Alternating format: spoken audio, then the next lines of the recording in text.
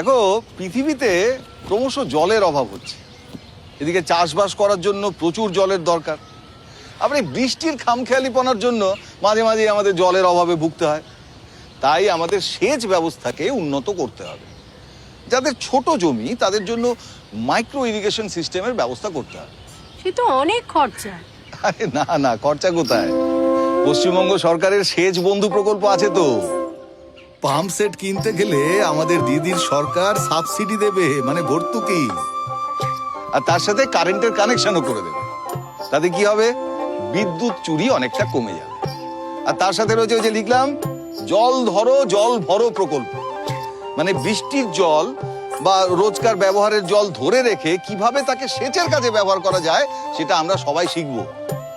আর আছে বাংলার শস্য বীমা। অতিবৃষ্টি বা অনাবৃষ্টিতে যদি ফসলের ক্ষতি হয় তাহলে মা মাটি মানুষের সরকার ক্ষতিপূরণ দেবে। হ্যাঁ, আর তার সাথে যদি তোমরা চাষবাসের যন্ত্রপাতি কিনতে চাও তার জন্য ভর্তুকি দেবে আমাদের প্রিয় দিদির সরকার। বুঝতে পেরেছো সবাই?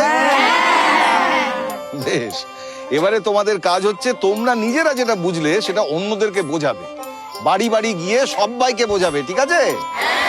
বাহ।